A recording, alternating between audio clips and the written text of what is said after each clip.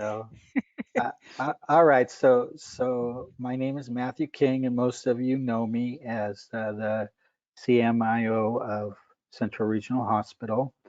And you don't know me as an expert in AI. And there's a good reason for that. I'm not I'm not an expert in AI.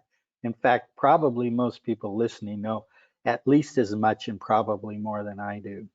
So to make this presentation and actually Greg put me onto this a bit. I decided to ask an expert to help me make the presentation, and this presentation is basically made from AI. So I went to this Gamma website and I said, make me a presentation, and I just gave them the name using AI in healthcare domains, and it gave me a pretty good presentation. I tweaked it a little bit and added 2 slides at the end, and so here we go. And I'm not going to spend much time talking because I'm working with Sam and Greg, and they're the ones that really know a lot more about this and probably have a lot more meat in their presentations. But uh, I wanted to say in the medical arena, there's 2 types that are generally used, 2 types of AI. One is called predictive, sometimes called narrow, and the other is generative. And predictive is the one that's used in like radiology and algorithms to find sepsis and those sorts of things. And it's actually been going on for a longer than the generative type. And so in some ways it's further along. Um, and what my AI partner did was it really highlighted the predictive AI in its um, presentation. You can see it's talking about diagnoses, precision diagnostics, virtual medical guidance, um, and disease prevention. All of these would be things that you'd use algorithms for primarily. Um, Personalized treatments, including genetic analysis and drug development, and so it's focusing on the kind of the sexy parts of AI in medicine. But there's also this generative AI, and it's actually used for the physician in the trenches. It's probably a lot more useful coming out of the box, unless you're a radiologist or somebody using the other end of that. So what generative AI is, and these are those large language models and some other types that Greg and Sam will be talking about. You know, they're used today, and there's no telling how much they're being used today. Just last week, I was talking to a friend that works at a university student health center, and his assistant said, "Could you make a one-page handout on sleep and exercise for university students?" And he went to, and this guy is not, he's not a techie at all. Believe me, he is not a techie. But he went to chatbot and he asked them to, he asked ChatGPT to come up with a one page, and in 2 minutes he read it over and said, "Hey, this is perfect," and started handing it out. And so I think it's being used in a lot of places to do the administrative, help with the administrative burden that physicians and others have in the office and hospital settings. So this is another AI generated slide. The top 3 that they listed were privacy concerns, integration, and cost. In most human non-robot conversations, it's about bias, privacy, and hallucinations. And so there is bias in some of this content because there's bias in the content that's digested, basically the total internet, including, you know, everything that I was thinking of Reddit. And so there's been study after study that does show that there's bias in healthcare in general and bias in some of the AI output. Privacy, of course, is a big concern, and everyone's talking about hallucinations, which some people say is a feature and not a bug in AI, because and maybe Sam and Craig can say something about this, but I've been told that it's part of the way it generates ideas is to kind of come up with things that aren't true. The problem is then it kind of lists some of those when it's making its content. There are ways to deal with that, and I'm certainly not going to get into it. I'm not going to spend a lot more time. I'm going to actually show this slide, which is in the New England Journal of Medicine from last week or something, August 25th. And I like the way that they show this, the 9 domains of healthcare. Some are more consumer facing, some are back administrative domains. And then they give, 2 sort of scores. One is the mission impact, and the other is how far along AI is in delivering that mission. And what's interesting is they're further along in some of the back end, less consumer facing domains than they are in the ones on top. And I'm not going to dwell on this. The slides are going to be available. I'm going to show some links that I used to put this conversation together. There's actually a lot more. It certainly isn't an exhaustive one, but I try to show that, there's some HIPAA compliant versions of ChatGPT, for instance, and there's some governance guides if people are policy people that need to develop guides for hospital or clinics. Things about bias, that's a Harvard one. There's a lot more, and just general survey. And that's all I'm going to say for now, and I'm going to hand it over to the next presenter. Thank you. If I can figure out how to stop sharing. There we go. And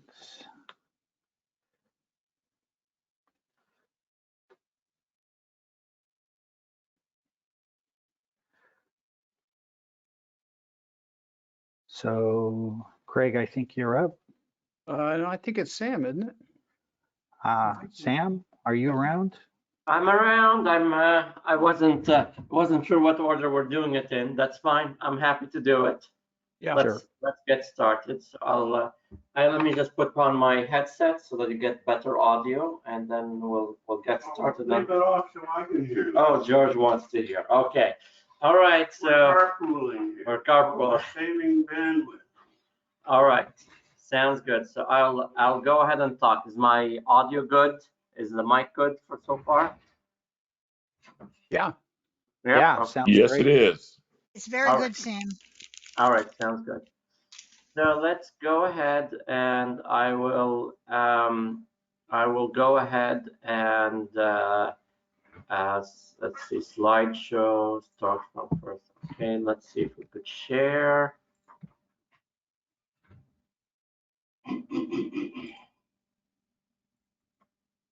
All right. So here are some of a few of my, these are just thoughts on AI, that's all. And unlike both Matt and Greg's presentation, you could tell this was done by a human because the graphics are just so horrific. So I'm more of I'm gonna say I would be the word that George just used, a Luddite. I'm just I have to say I have to be shown like how fantastic it could be before it could be used. And I honestly think that a lot of people we're just like in a hype phase like there was for blockchain, where everything was blockchain this, blockchain that. And there was a bunch of wonderful articles about, how the blockchain ended up being used. The best one I thought, which was a commentary on the fact that FTX ran a blockchain for its cryptocurrency, but could not keep track of its income and expenses. But it just tells you, that you cannot take care of the small stuff and you just go chasing something else. So my background, what I want to talk is just kind of give a counterpoint of just don't get too enthusiastic about this, and I'll tell you why exactly. So AI has been around for a long time. You actually use it today if you use Google Language Translate. There was no human that actually went through the language translation and checked if it was actually, and taught it how to do it. So there was nobody going like, if Italians word that come in this order, you actually translate it this way to English and vice versa. No, that was done all by machine learning. Gmail's grammar checker, unlike Microsoft Word's grammar checker, is actually also AI based. It's done based on a language models, and it was not the one used by the one done by Microsoft is actually done by hard coding rules of what English should look like. The most interesting application of AI was in medicine was IBM's Watson. And if you remember a few years ago, you remember how much money was poured in to get it to be successful. And after all, IBM has decided it was not very successful. But it won a Jeopardy. It won a Jeopardy. There you go. Which is, ironically, this is exactly what ChatGPT is. It's just ingesting knowledge and being able to spit it back out again. The one thing I didn't place here is I remember while at Ocera, I did speak with an AI expert who was training AI on radiology images, and I can't remember the exact conclusion, but the thing about it was not compelling enough to be able to save money, and I think part of it was that everything had to be double checked by a radiologist. But it did pretty well in being able, using previous images, to identify remarkable features on MRIs and CTs and X-rays. There's this article I saw recently, which is it's an explanation of how AI large language models work. So I did want to talk briefly about a few things that I thought I should mention. I used ChatGPT in developing code in my current job, and I work for YataDB. And I'll show you some of the questions I asked. And I will talk about the economics and the open source aspect. Here are the few questions I actually asked ChatGPT. And some of them are actually pretty simple. I'm actually surprised some of them, like the why I couldn't get the answer. It was really strange because the answer was available on the internet and it couldn't get it. So were you using 3.5 or 4? I'm using whatever's available on the website. It is something.openai.com. I don't know what it is. I can try looking. Give me 1 second. I'll tell you what the website is. Because 4 is light years ahead of 3.5. I see. All right. Well, but when did you ask these questions? Recently? So it's chat.openai.com. Right, but does it have it up? says 3.5, I think. Yeah, go back and try it with 4. All right. So, anyways, I'm showing you that some of the questions I asked. Like one of the ones that I thought it should be pretty easy, which is how can you make putty not show line drawing characters as Q Q Q? And that was so surprising. I didn't know the answer to that. It gave me something totally bogus, and I actually knew the answer to this. I was surprised it gave me a wrong answer. But what it's really good at, here's something I really good at. If you know nothing about the topic, and if you know absolutely nothing about the topic, and let's say in computers, and you say, can you write me a simple web page in, let's say, Django Python web framework? It will come up with a very mostly accurate code to actually do it. So what it's really good at is one problem we have with computer stuff and computer documentation is very old stuff, not just VistA, but right now the Linux kernel is considered very old, and a lot of the stuff developed in the baseline developed in the 1980s and 90s, it's not really documented on the internet. So for example, like how characters are read from a terminal. Well, it's really good at telling you the answers to these things. So and that's where I think it's really useful as kind of a starting point for you to do further research.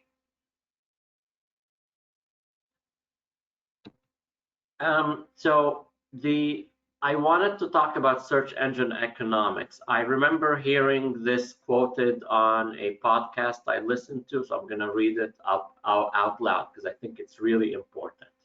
So I think a lot of us know that DuckDuckGo has a search engine, but here's what the CEO said. Really, only 2 companies, Google and Microsoft, have a high-quality global web link index, because I believe it costs upwards of $1 billion a year to do. And so literally every other global search engine needs to bootstrap or with one or both of them to provide a mainstream search product. And this made me think about, I don't think that the large language models or any AI in general is different from search engines. It's basically all of it is looking at a lot of data and synthesizing it back so that people could actually use it. And so I think the economics will be similar for AI products. And so that's what that's what I wanted to say. So so there's a lot of data processing, and there's human moderation as well, the human moderation element, which is kind of in search engines, the EU has laws that say, if we ask you to remove an entry from your index, please remove it.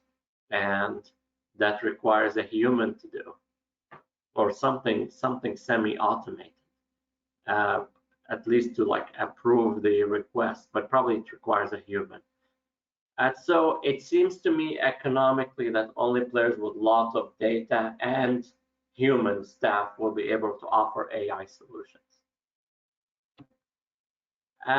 The other thing about AI, which I was hearing about a lot about people thinking, oh, the algorithm has been released open source, we should be able to actually do public content.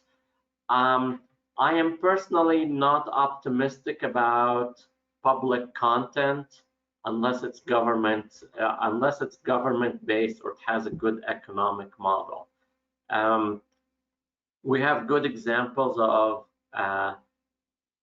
medical content that is started by the government, and it usually gets kept up to date. but usually private efforts to do medical content usually fizzle away after a few years. And it depends, most of the time people move on or they just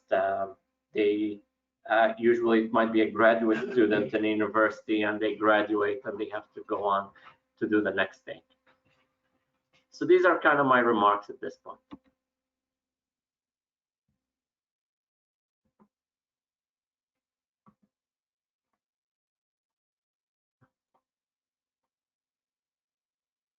How do you think, Sam, how do you think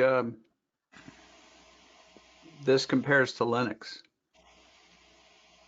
Linux is a code base, and as far I have to say, I have to distinguish, like when you talk about open source software comes in various flavors. Right. There's infrastructure software, then there is software for applications, and software for enterprise, and then there is like public content, which I honestly I'm kind of loath to call it Linux open source. I don't think any public content really meets the definition of open source. It's just there. It's not really exactly open source.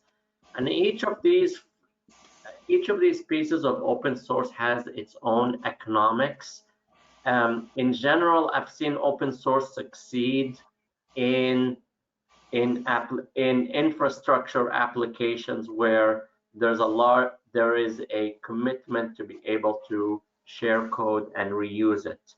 And even then, it has been kind of rare to succeed. Linux succeeded, but for example, many other open source operating systems did not really take off. For example, FreeBSD or the other BSDs did not, nor did efforts based on something called BEOS, which is now Haiku. So I don't think that it's really a valid comparison. I think the most valid comparison is to compare this to DuckDuckGo, which basically is a company using open source software to try to provide the service, and their limitation is they cannot make the actual index to search the web. They basically rent it out from Microsoft and Yandex. Okay, fair enough. Interesting. Just had an interesting thought about that. All right, I guess you want me to share mine? Yep, go ahead. Yes, please. Okay. So let me go ahead and share that. All right, all right, can you all see that? Yes. Okay. Also, I will turn on my camera for just a moment. Are you able to see that? Have I actually? You have to, everybody has to take that thing if they have it on hide everyone like I do. Oh, I can see you. I can see you, Greg. We can see you, Greg. I like the hard hats. Hardhats.org. Nice. you know, there's a great story behind this. Back when I started the hardhats.org, Lloyd Milligan was out sailing and he found this floating in the bay. This hat? Wow, This that's this amazing. hat.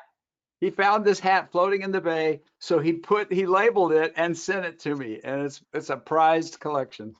You know, Greg, I don't know if you get these things, but I get them probably a couple times a year. Organizations that want me bid on contracts to provide hard hats. Really? Oh yeah. I used to get those, yeah, periodically, right? Yeah, exactly. It's fun. Okay, well, what I'll do is just kind of take a quick run through here. I will say this: I am the Luddite of my family.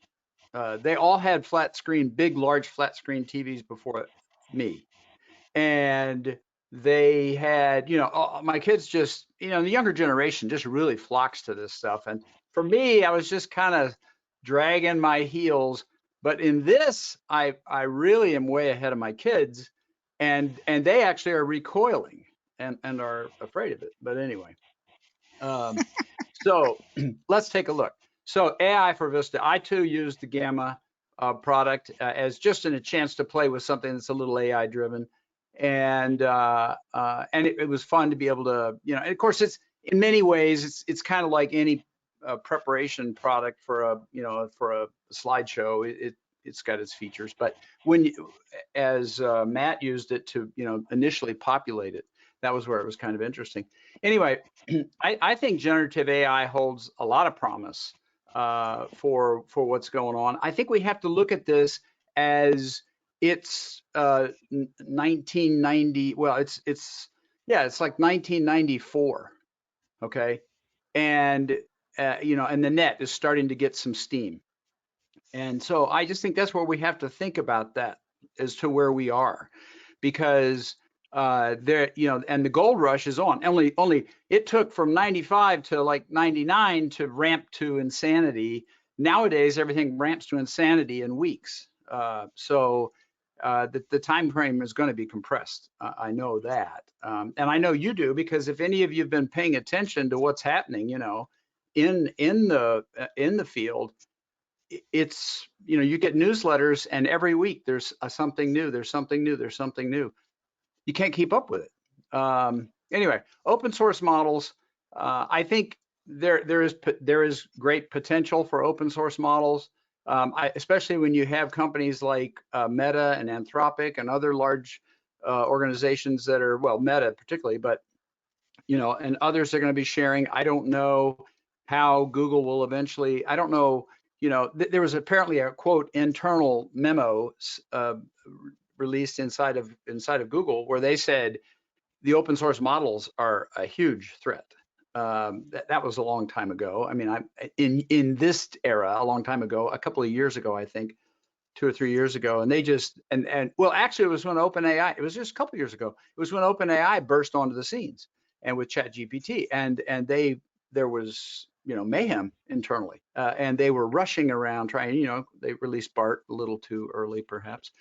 But the race is on. It's ramping at an incredible pace, and I think with all of the amount of effort that's being focused on this, there's tremendous potential for advancement. But by the very same token, the same forces that are afraid of this and that don't want to use this, the EU and others, are the first vocal up front.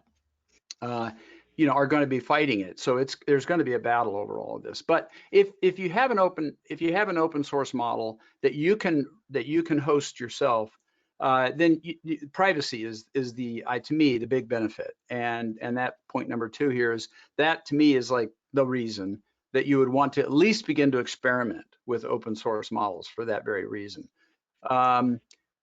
The advantage of an internal LLM is large language model is, the privacy issues we just talked about, your own private network, and then the domain expertise, the fact that you can then go ahead and plug in a bunch of your knowledge without exposing your knowledge. Now, in the case of the VA, they don't really care that much because there's FOIA anyhow. There may be some parts, obviously, that they couldn't put in there if it was public, but a lot of it is, available to the public. But many other organizations, that's their secret sauce, and they are not going to do anything to jeopardize that. So I see there'll be a tremendous demand for that. And I think if you could plug in the user developer guides, the VA VistA has a plethora of documentation, tons of it. And I think because the VA wasn't a little 2 hospital group that started VistA, it was 170 plus, and you had to document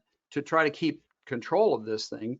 And so I think that serves them well. You've got the SAC standards, you've got the interface control registration, you've got Vivian that we were talking about earlier in the day. That you can plug in the VistA architecture, and so there's a lot of information there that can give context to an LLM's replies. And when you own it, you can fairly readily. It doesn't mean you have to own it, I should say, but when you own it, you can integrate it with your code management, whatever methods you have. Imagine the VistA error trap. If you could, somehow get it to analyze and watch and interpret VistA error traps and bring those to the attention, and then bring up all the information. Obviously, there's a lot of tools one could put together that don't require AI, that would just simply link together all of this sort of stuff. But I think there's some big potentials there. IDEs, patching, the whole topic of patching. I think there's some potential things there that you could do, turning it loose, studying patches, looking at patches. And again, I'm looking at LLMs or whatever they evolve into down the line. I mean, obviously, Sam's absolutely right. Today, there's too much hallucination. There's too much hype around some of it, but and also there's this sort of scare factor of like, they just ramped it up to really, really large data, large language models, that when they ramped it up, it started exhibiting behaviors that they didn't plan for. It just happened. I mean, the ability to translate from one language to another just came about in a sense, is what I've heard. They didn't actually set out to do that. It was just something that, emerged. So it is a little scary when you don't know exactly why your product is doing what it's doing, and how do you stop it hallucinating. So there's a lot to be done, but I think the potential is there. There's things that you can do today to increase the quality of the results. There's prompt engineering, and you've heard about that probably from many people, but it's really important because the LLM is just like a person in this regard. They have to have context. How many times have people been sent off on a task and they weren't really given well-defined instructions? And when they came back and presented what they had, the other person said, no, it isn't anything like what I wanted. And it was partly the fault of the person who sent them off in the first place. So I think we have to learn, and now's a good time to learn, because the thing's hallucinating, okay? It's that you can't stop these hallucinations, but you can lessen them with more context, because it makes up when it doesn't know certain things. It just makes it up. Give it more context, it's less likely to do that. But while there's hallucinations going on, this is a great time. I'll mention this later. This is a great time for everybody to get in and get involved in learning and playing when there's still hesitancy to really implement it. Greg, yeah. Greg, this is George. I want to ask you why you're insisting that you can't stop the hallucinations. With a real person, a person who is asked a question, an honest person says, I don't know the answer to that. Why can't AI be honest like a real person would? That's what the research is gonna have to produce. I mean, they're gonna have to learn why the hallucinations are happening. They're gonna have to learn how to deal with it. And again, that's why I don't think you can turn it loose. I think it's dangerous to be using this in certain situations. I really do. I thought the way to handle that would be to just have a percentage of probability in the accuracy of the answers given, and if the thing says that there's a 1% probability, it's hallucinating. If they're saying it's 97% probability, it's not. I don't know. Well, the other thing you can do, like if you have a Plus membership, and now it's even open to the public. It used to be only a Plus membership, but if you can go into ChatGPT and define custom instructions. And custom instructions allow you to say who you are, what your background is, so you can teach the LLM about you. And then you can also, there's a box for saying, this is what I want you to do whenever I ask you things. And you can set things in there like, don't guess, tell me when you guess, tell me when you infer, right? And that sort of thing. So you can go in there and put that in there to try to lessen that, but it doesn't get rid of it entirely. And again, I think it's the black box effect. It's just, they don't know exactly how this thing's working internally in some of this stuff. So, but I think that would be to me when people first saw the internet in 94 or 95, and in a Netscape browser, and they said, I'm going to order products with this, I mean, we just have to remember where we are. They're just warming up You know, I mean, I know Sam's right. They've been doing this for a long, long time, but all of a sudden the thing came awake, and now they're beginning to understand or begin to look at this deeply, like, wow, what happened here? Why did this come awake? And that's why it is dangerous, I think, to be experimenting with some of this. And again, we're talking about generative AI. AI, as he said, has been applied already for, you know, decades, or at least the last decade or two. And when it's carefully, you know, controlled and directed, and it can be extremely powerful. It's a cheap improvement for prompt engineering. If you just get better at prompting, we'll talk more about that later. If you just get better at prompting, you get a big improvement in the results, and it's worth doing. Fine tuning. I thought fine tuning was really important, but then the more I've researched this, I'm finding that a lot of experts are saying, no, don't mess with fine tuning generally. Maybe a special case, because you get small improvements. It's expensive to train. You have to have very well-defined data that you're putting in. It has to be well tagged and everything, and it's static. You know, so you trained it, and then you're gonna come back and train it again. So it, you know, again, I'm not an expert in this at all, but the things I've been reading suggest that you get a 1 to 2% improvement, unless you have a very special case where it would really be beneficial. So a lot of them are focusing on grounding, and grounding is where the LLM is provided real-time information, you know, your domain-specific information with the prompt. Now, again, to me, that seems like really intense, because it has to, like, you know, if I just want to make a request, it's got to like read up on all these things that I provided it, in addition to handling my prompt. But I'm sure there are ways. They talk about pre-training, so that you can go in and take some of your documents and convert them into vector databases that it uses for inference. So if somebody were to update a user guide in the VA, they could then submit that update, and then they could also have it go off to you know, something that would pre-train a vector database and insert it into your, you know, with a pipeline or something into your flow. So I suspect there'll be a lot of improvements there. There's also a lot of people that are working on reducing the CPU requirements. They call it oh, I can't think of the term right now. It's Neural Magic is the company, and basically what they do is they go in, and you may have billions of parameters, and they find that they can remove a large number of the parameters, and it doesn't really affect the results very much at all. So they're able to actually, you know, shrink down the size of the model, and therefore the CPU requirements to infer and whatnot. And so there's just tremendous amount of research going on. It blows my mind. And grounding will lessen hallucinations, simply because you're giving it more context. Okay. And so again, grounding could be a way in which you know, pre-process some of these things I mentioned over here on the left. You pre-process that into a database that it can then infer from. Dynamic.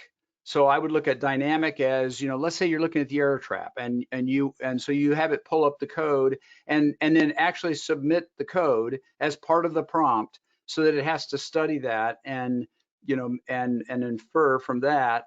Data schemes, you know, data dictionaries, you wouldn't want to be, you know, well, data dictionaries don't change that much, you know, patching and that sort of thing, but databases, event data, like the error trap codes, you know, the code, the variables, the stack, those sorts of things could be, you know, possibly integrated into the prompting to get a better result. And they call this retrieval augmented generation, which is, you know, the name sort of suggests it, you know, they retrieve it and then they augment the prompt with the idea that will generate a better result. And you get better citation of sources. That some are, you know, early. This is like what a lot of them are doing. The prompts need to be carefully formatted with the data. You can't just slap it in there, but they're learning how to structure it in a way. You can use JSON, you know, for you know, complicated data, or if you want to make sure that it very accurately parses it, that can be right in the prompt. So that grounding, I think, holds tremendous potential there. Prompting is basically programming in English, right? It's programming in English, and our problem is we often assume context, especially when we're dealing with other individuals, especially if we know their background and they know us. And there's a whole lot we just say and know that they can infer, but we can't assume that with the LLM as much. So I think you have to be careful when you're prompting that you don't do that, even though it's human nature to do it. Maybe we're a little lazy in forming our prompt. It is programming after all, and we know programming is exceedingly difficult compared to saying something in English. So I think we can go a little extra, go the extra mile to go beyond the simple English and try to structure something that's, much more useful. And this sounds bizarre, but if a prompt is hard for a human to understand, it is for the LLM too. And it's going to fill in the blanks of, it's not going to ask you, say, like a person would, wait a minute, what do you mean by this, right? It's not going to do that. It's just going to go off with what you gave it and go for it. So that's why it's really important that your initial prompt be carefully constructed. And if what didn't work out well, you come back and reprompt. You've got to remember that the prompt drives the AI. It declares the scope of what you want to cover. It provides constraints so that it knows not to go off into certain areas. And it defines the goal. If you don't have a well-defined goal, it's not going to, do it as well as it could have, perhaps. Yeah, go ahead. Somebody have a question? Oh yeah, Okay. I just had a remark. I don't know if you remember Greg Shore. Yes, right. He wrote something called Q-Man, and part of Q-Man was like a natural language interface to be able to query FileMan, or at least Q-Man's subset of FileMan files, and it wanted to be able to take stuff like count how many females there are in this database, give me a count of all patients who have diabetes, give me a list of all patients who have diabetes. You ask something like that in natural language, and it would generate the query and execute it. It was a great idea. It was not very good in practice. I'm hoping that it would be possible now. Yeah. Oh, yeah. Yeah. I think that's really exciting. That's a good point. I had forgotten about his Q-Man product. I remember riding on a subway with him one time, talking about it and him trying to explain what it was. It's wonderful. It should have always been in VistA, but it never made it. Right. Now, keywords are efficient. So when you ask a prompt, you don't have to be like super verbose. You can say things like, okay, your role as a troubleshooter. So by just saying that you're a troubleshooter, or you're a technical troubleshooter, or you're, whatever, by you defining the role you want the LLM to play, you immediately establish a large amount of the context. And then when you say the audience, you've seen these prompts, and memes, explain this to me like I'm a 5-year-old, from some movies that we've had in the past. Lawyer, explain to me like I'm a lawyer, explain to me like I'm a layperson, explain to me like I'm a CIO. If you do those sorts of things, just that word can fill in a lot of the context. So you can be more efficient in your prompt in describing the context. You need to be specific and comprehensive, right? Don't just say, give me a list, give me a sorted list, give me a list with it, in this order and that sort of thing. These things will help. Consistently label your terms. Don't get sloppy in your prompt and call some concept one label up here, and then a paragraph later call it something else. You want to use action language, something that in some cases, action language, rather than just a statement, you may want to try to do that, explain, work with that. One thing that some people say is explain it as you're explaining to a new intern. Somebody doesn't have the full context, and so you're going to write a well-written, logical flow to your English, not piecemeal, not stream of thought. If you do stream of thought, go back and rewrite it, just like you would if you were writing out an email to to somebody that really needed a very, very accurate logical flow. No classification is needed, or clarification rather. No clarification is needed, so that they go away and they don't have to ask questions. That's what your goal is. Somebody I just read recently was something here called Tree of Thought. So you might prompt in the past, write a poem about nature, but Tree of Thought is a new way that people are finding they can really guide the results better by just saying topic, poetry, genre, nature poem, context, describe the beauty, task. And in that way, they're finding that they can direct the AI to give a much more accurate result, or at least one that's more likely to align with what you want. Here's some tips real quick. Regenerate results. When you're in ChatGPT, it has a regenerate button. Redo it. Hit regenerate. Let it take the same prompt and regenerate. And then you read over the 2 or 3 results, and maybe something will come to you from that you can then, you can benefit from. You can tweak a prompt and resubmit it all over again. Now that's different than regenerate. Just hit the button and say, do it again. Chat can clarify. So that's, Chat GPT. I mean, chats are useful for, bringing clarity, but a lot of people that are into this prompt engineering say it's better to get it better at the beginning rather than trying to correct a really bad prompt through a series of chats. Also, you have to remember that these things have limited context. So if the conversation goes on too long, there's a window that it can keep, and it begins to lose the context, and therefore it drifts, in its response. I don't know though exactly how you determine how large those windows are and how how much that would affect you. You can add examples to your prompt to clarify. You can just literally, like we would say to a person, for example, right? And you draw out something to them, whatever. You give an example is very, very helpful. Anything that would be helpful to a human, many cases, is helpful here because these things have been trained in information that's presented in a human form. You can ask the LLM to challenge its own result. Maybe not in the initial prompt, but you could. But you could also in the chat say, now, how could you be wrong? What have you possibly guessed at here or inferred? What are your sources? That kind of thing. You can challenge it. You can request that the LLM refrain from guessing. You can say that right up front. I like to do it in the custom instructions section for GPT, so I don't have to keep saying it all over again. So every time I prompt it, it knows those pre-programmed guidelines. And I find creativity techniques really useful. Now, again, this is not for code purposes. I looked at this for troubleshooting. And so if you want to know more about these, because I'm running out of time here, you can look into these. Just take that and put that into ChatGPT. Say, list for me 10 creativity techniques and explain them briefly.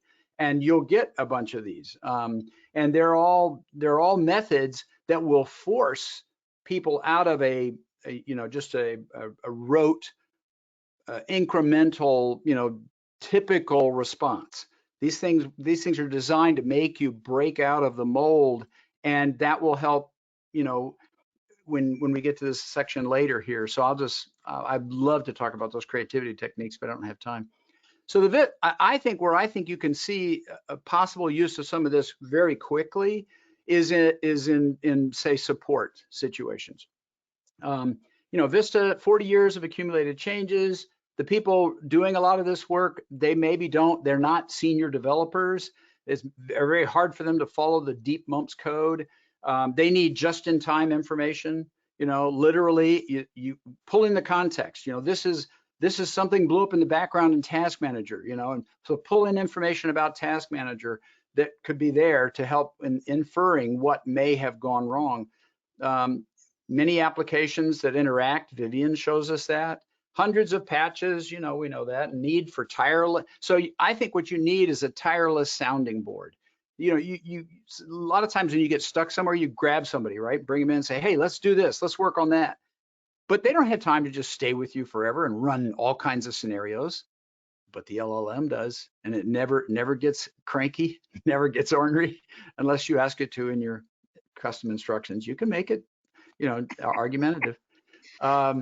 And so you have a tireless sounding board. How are we doing on time, by the way? I don't know. You're doing all right, but let me bring up a subject here. I'm sorry Yeah. to say that the speaker we lost this morning, we lost because he had 2 relatives killed in Maui and he had to go to funerals, which is very sad. But so, Yeah. and then Joseph Dalmolin just told me he can't speak either because he's going to be on a plane. So we have an opportunity to maybe talk about some more of this later this afternoon if people are interested. I would be up for it. Maybe some playing with some of it. Yeah. Actual live playing with it. So I'm trying to get Have you Dylan guys? Hall. Oh, go I'll just ahead. say I'm trying to I'm get sorry. Dylan Hall to come back and talk on Cynthia. He knows it well enough. He can wing it, I'm sure. But I still got to get him. And I haven't been able to reach him since he had to leave. But so I'd like to play with that and keep in mind if you guys are willing to talk some more later this afternoon when there's a space. It may be at 3:15. It may be after that, something like that. Okay, yeah, just send me the slots that you have open, and I'll be willing to join back up. Okay, So let me wait till I get a reply from Dylan. okay, so this is what I've used ChatGPT for, and way outside of VistA. I use it nearly every day. I have the app. I have the app on my phone. Makes it super easy to ask things, and so and again, you always have to know it could hallucinate. So I see it if you are kind of familiar with the subject area, but you just don't want to commit that stuff to memory. It really is good, and then you can say, wait a minute, that brings something to mind. So I think there's a role there to play. I call it the AI para support, right? Just like a paralegal. It's it has technical benefits. You could have it evaluate error trap entries with appropriate training. You could deep inference across VistA manuals. Think about all the VistA manuals and how many times people beat their head on the wall about why is a particular error occurring if they could simply propose a scenario and then have this thing go out and search through all the manuals looking for possible interactions, possible things that they just aren't, we can't keep it all in our head. Possibly patch analysis. You could have it look at a patch when it comes in and analyze it before you install it and kind of get familiar with what the patch is, give you a quick overview, maybe some heads up about the code. You can analyze routines and explain logic. I've done this before. I just threw code at it. I threw FileMan, threw a big chunk of FileMan, a FileMan program. At this point, it's kind of limited in that regard when you're just playing at a prompt. But I threw a FileMan program at it and came back and said, well, here's what appears to be going on. And it was pretty spot on. I mean, it wasn't perfect, but it was enough that I think that's the reason why we're having this conversation. There's enough of this that rings true that raises the hair on the back of my neck. I don't know about you, but it just to me is kind of like, whoa, I can't ignore this. There's something going on here. You could ask it to analyze data for patterns. Obviously. Greg. Yeah. What hair, Greg? Yeah, what hair? Well, you see those three? You see those three right there? So, yeah, they're rising on the inside. So, troubleshooting benefits. You can play what if scenarios. It's great for doing that. The other day I had a networking issue and I just said, okay, here's the problem. And I started explaining all the issues that I'm having and said, what can I do to test this? And it started spitting out netstat and traceroute and all these other things that I ought to try to take a look at. And I was just, it was helpful to bang ideas around. You can use creativity techniques that I mentioned earlier to try to find root causes. Because when you're troubleshooting, there's, it's easy to get stuck in a rut. And it's nice to have somebody just come along and challenge you and throw ideas out at you that they don't know why it's helpful, but it does. It causes you to veer off in your thinking. And so there's troubleshooting techniques, divide and conquer, process of elimination, and so on. And you can have the LLM apply those. You can say, use divide and conquer and explain how this could possibly be happening, or use whatever. And hallucinations aren't all bad. And the reason I say that is they can bump you out of a rut. I know that you remember there was a case of the AI that got this lawyer in big trouble because his associate went off and just, got lazy and threw it out to GPT, and it got back all kinds of made up case law, and they took it to court, and, the guy, I think he was disbarred and, or at least severely reprimanded, and everybody was just, mortified. And then I think it was Mark Andreessen was talking about this. One of his companies that he backed, they went to a law firm and said, we know what we're going to have to do is make this thing super accurate and never hallucinate. And they said, no. They said, we want it to hallucinate, because they said it makes up case law. And when it makes up case law, it makes us think outside the law. And maybe we will actually think of a way to use a law that we might actually take a leap and go to a law right, that we hadn't even thought about that might have relevance to this. So it's kind of the court jester effect, right? It's the, you know, it's just the fact that it just throws these ideas out there, and those crazy ideas can mate with, you know, logical, reasonable ideas in your mind, and the offspring can be, you know, inspired. I mean, so I think in some ways you can actually use it that way. I do. It's very helpful. But there are caveats. Hallucinations are a problem, a big problem, but that gives us time to get on board. Right now, while we can be experimenting with it, learning it, playing with it, keeping an eye on the horizon, because every week, big leaps are being made every week. If you get on some of these newsletters, TLDR has an AI newsletter, and there's several others that have newsletters. There's some people you can follow on Twitter that are great at this, and you just will be floored at how fast things are changing. The ROI will be delayed for sure. You know, it's going to be a long time, just like in the early days of the internet.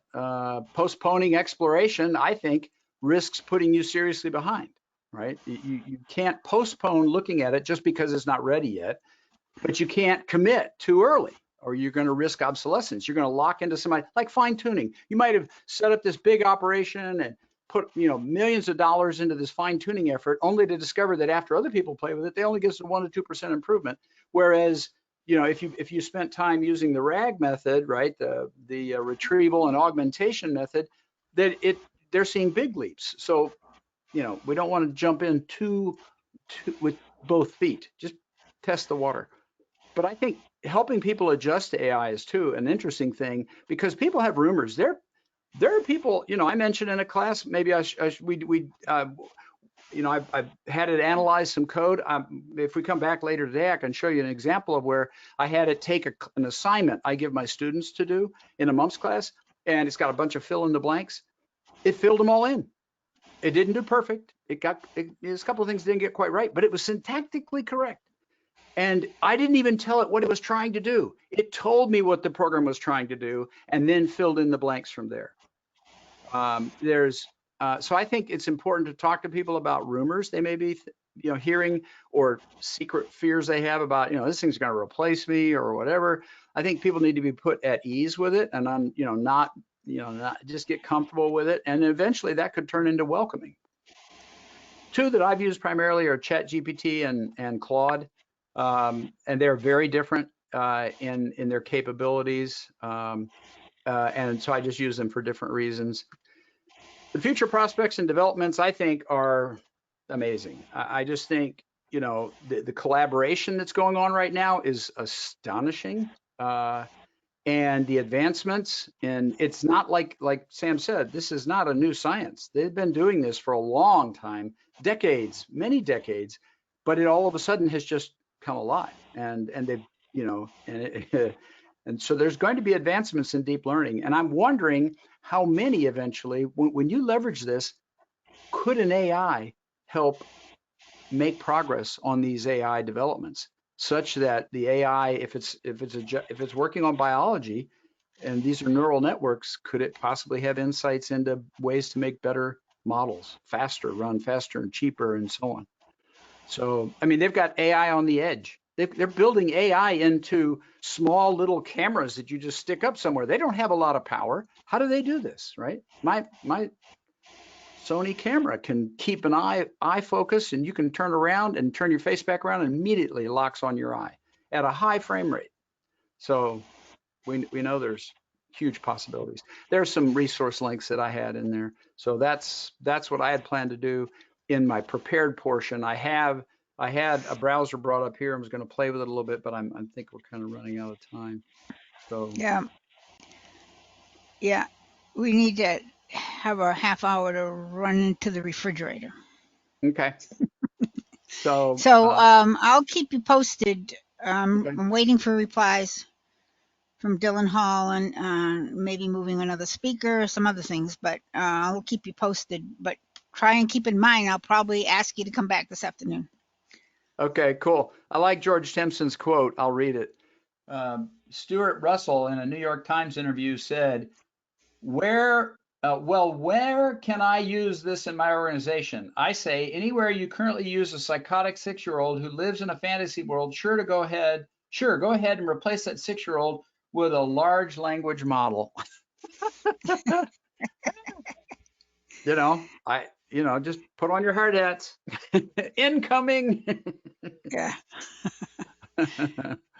Well, thanks, guys. As I expected, this was interesting, but I was hoping to hear more from the audience. So maybe we can, when you come back, that will happen. Okay, cool.